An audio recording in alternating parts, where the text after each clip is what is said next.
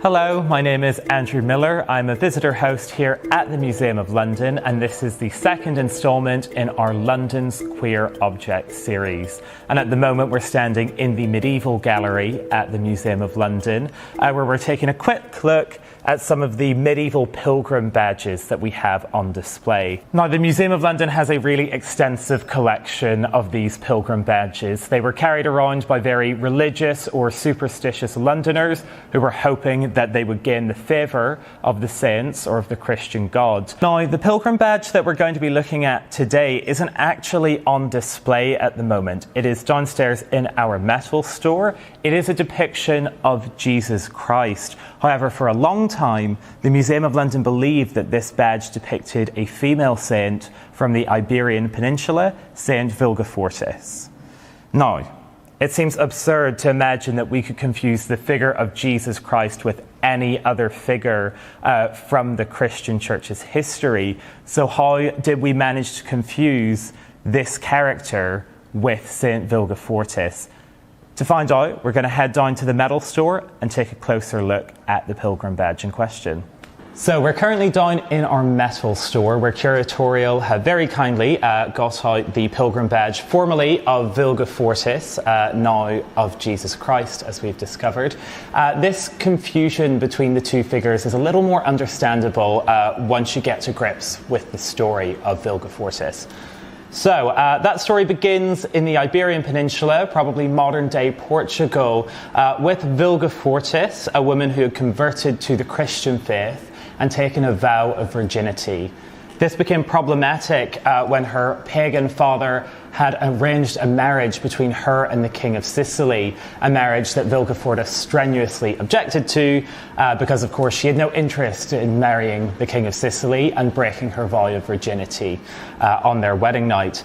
So she pleads with her father to have the contract of the marriage annulled, but he refuses, and this prompts Wilgefortis to kneel in prayer to the Christian God to find some way that she can get out of the marriage contract. On the day of her wedding, Wilgefortis awoke to find out she had inherited a full and healthy beard, a blessing from the Christian God, which, when viewed by her groom, her husband-to-be, caused him to call off the wedding immediately. Her father was so furious at this turn of events that he had her crucified. And so suddenly we see this kind of iconography around Wilgefortis. She was a martyr now, and in medieval Europe that was a very revered thing to be, following in the footsteps of Jesus Christ. She was martyred for her faith and for this blessing that the Christian God had given her. And so you get little idols and depictions of her cropping up all over the continent, and indeed in Britain as well. We have these depictions of a figure in a long robe or a dress with a full and healthy beard being crucified on the cross. And so the confusion between Wilgefortis and Jesus Christ starts to become a little more understandable. Wilgefortis was worshipped all throughout Europe. In Spain, she was known as Librada, which meant the liberated. And in England, she was even known as Uncumber, which would literally translate today to mean the unencumbered. She loses her obligation to marry a man, to lose her virginity to a man. And we find that her worship tended to be with women who were unhappily married, women who had no interest in marrying or losing their virginity to men, and even some women who simply sought their own financial independence. And in this image of somebody kind of breaching the very closely followed idea of the gender binary in medieval Europe, we see a figure taking on a radical new identity in the context of their own story.